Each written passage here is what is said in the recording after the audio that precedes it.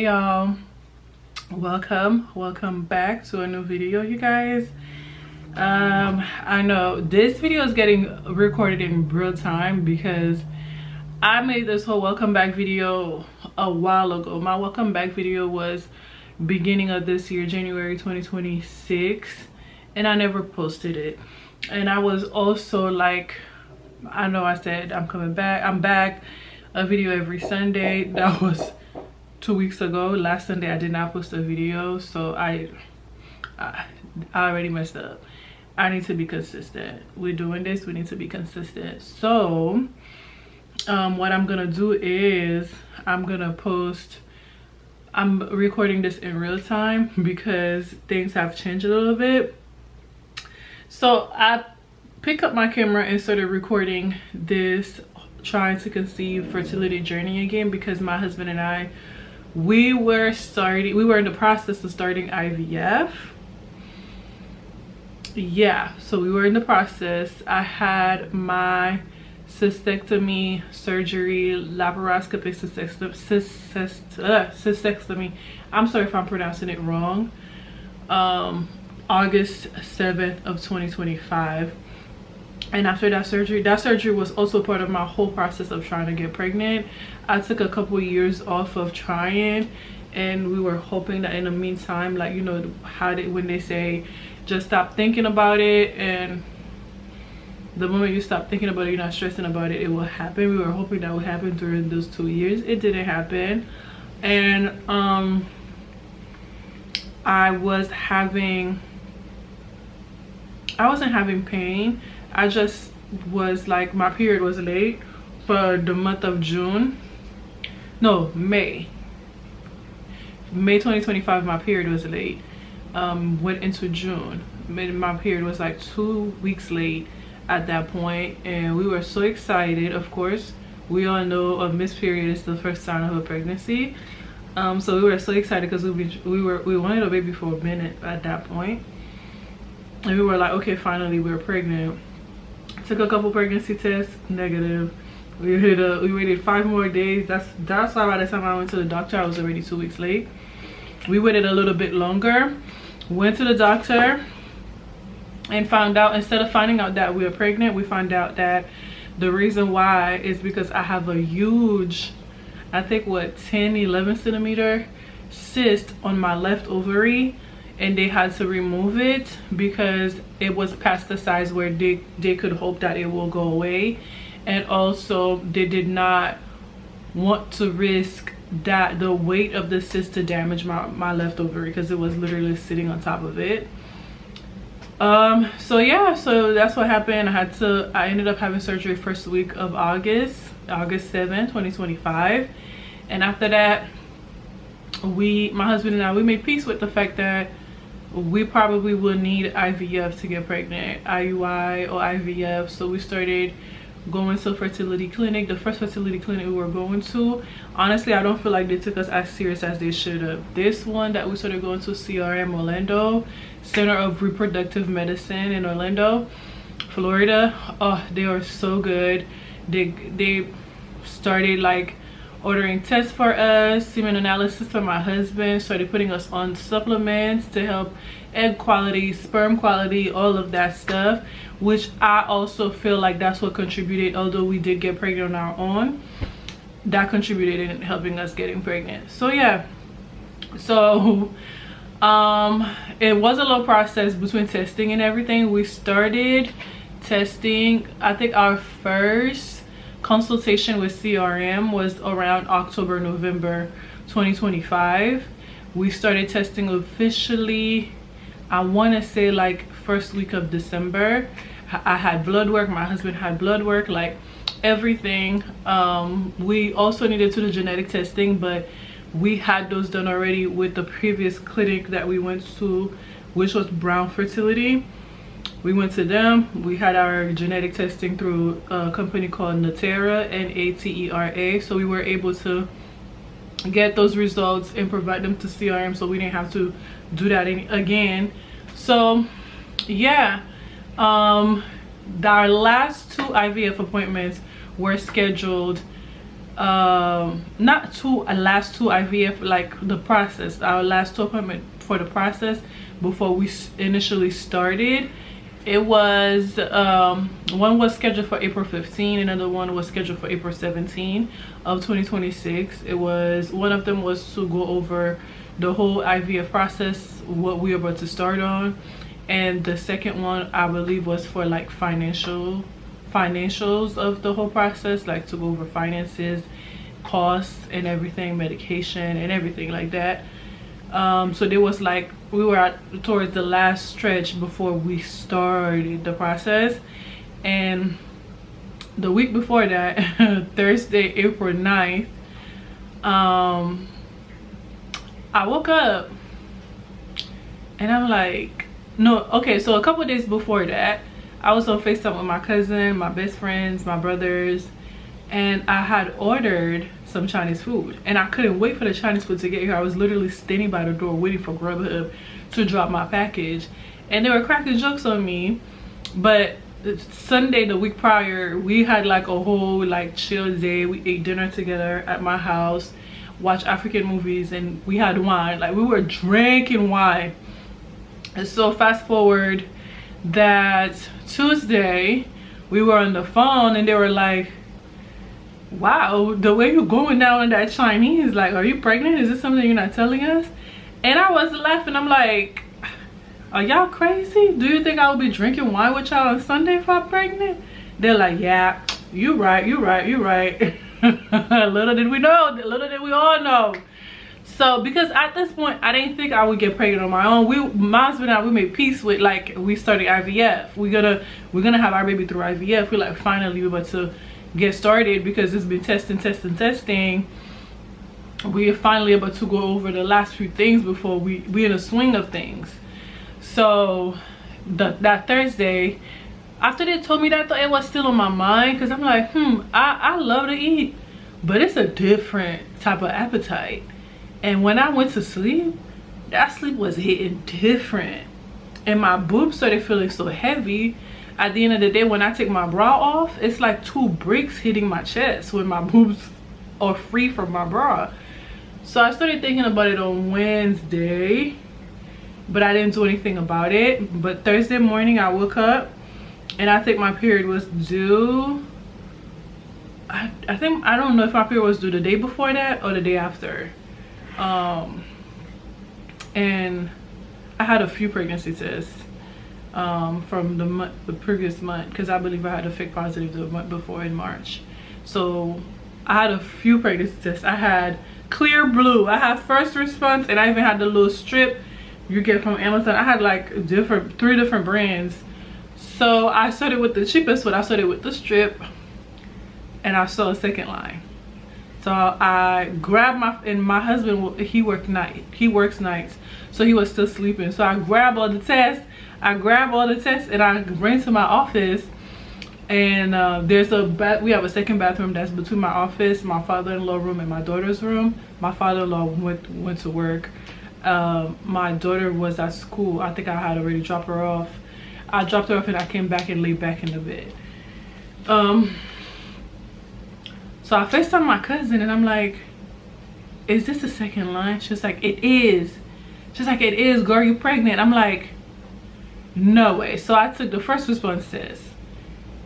She's like, yes, it's a line, it's a line. I don't even know if I used to have these tests here. Okay, I do have them here.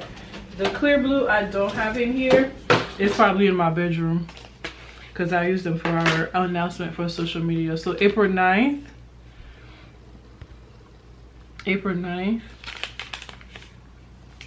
You can still see the fake line. I don't know if you'll be. This is the first test that I took. You can see that second line right there. April 9th. I took these tests a couple of days before because I still couldn't believe it. But still, April 9th, I went and did the first response.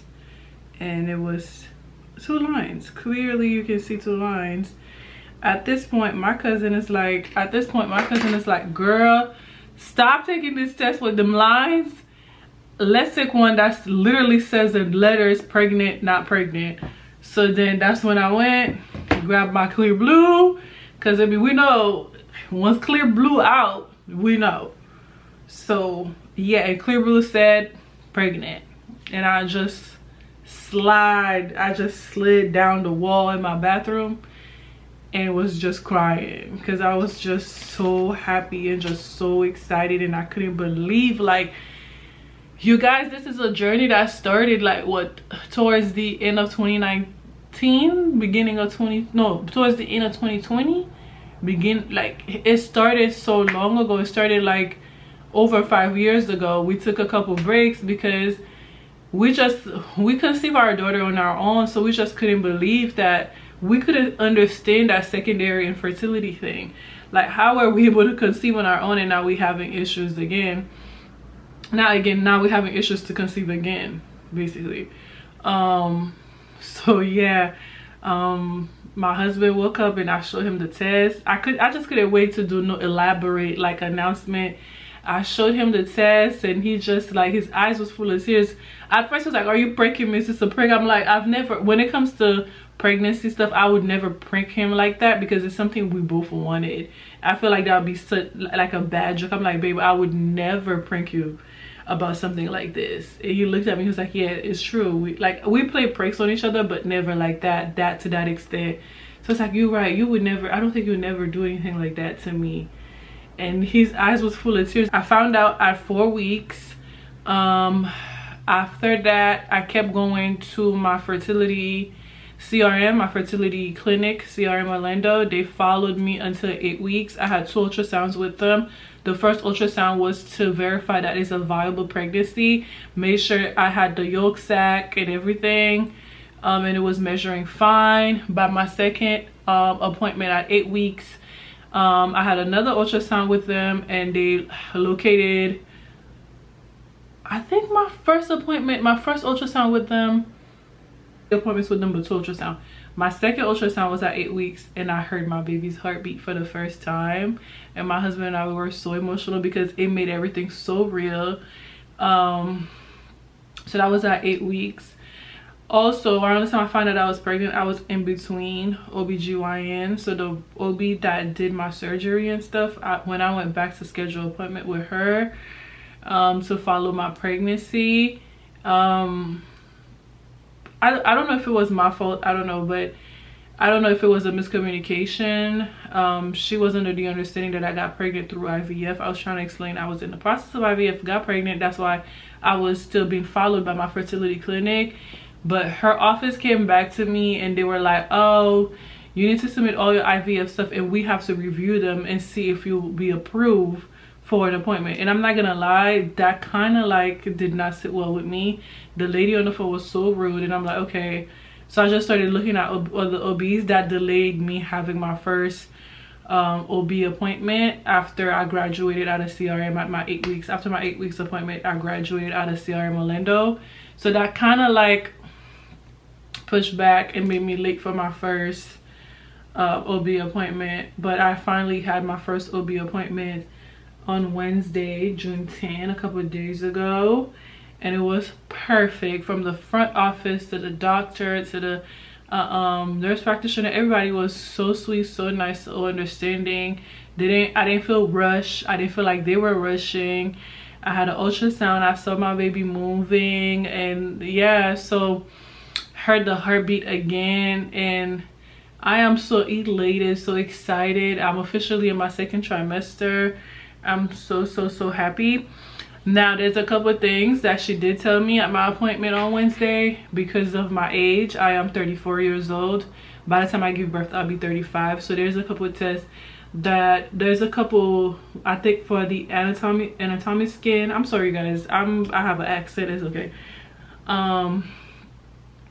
For that scan, I'll have to go to a high-risk OBGYN, and I think something else, I don't remember which one. She did refer me to a high-risk OB that I should receive a call from.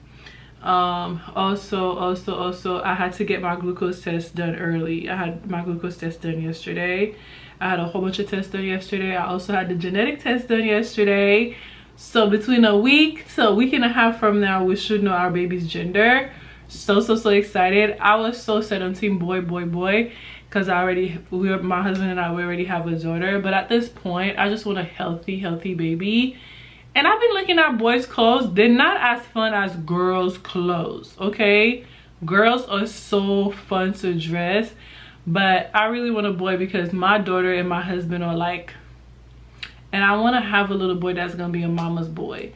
And I want to, you know, I also want my husband to have a son to, you know, have the experience of taking his son to get a haircut with him and things like that. Because my daughter, although my husband and my daughter are like this, my daughter and I, we also have a bond because she's a girly girl. We go get our nails done together. We always get the same kind of braids when we get our braids, you know, things like that. A week and a half from now, we'll find out the gender, and I'm so excited. Either way, I'm so excited because I'm excited to start shopping for the baby. Nonetheless, we are blessed. God has given us this blessing on his own timing. It was time for us to receive our blessing, and that we are so happy. We are so fulfilled. Our daughter is happy to finally get a sibling. We are so happy to finally have another child, to, you know, grow our little family. We are excited. Our parents are excited. Our family, everyone is excited for us. So yeah, this is a very happy time for us. Although we have a lot of things to get done, baby shower to plan, we need to start car shopping. It's a lot to do in a little bit of time. We still have one child that needs to be taken care of, back to school, maybe everything else. But this is a happy little problem to have because this is something that we've prayed for, and God has answered our prayers.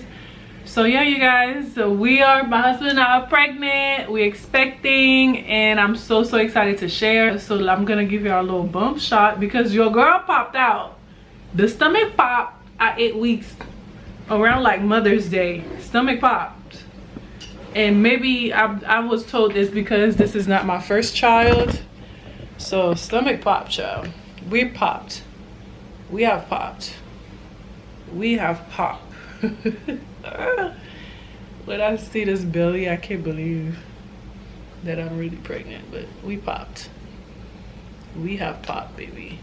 One of the things that I asked God to help me with beginning of this year was patience, and for me to trust that not everything will happen when I want it to, that his timing is all that matters, and his timing is the most important thing of all.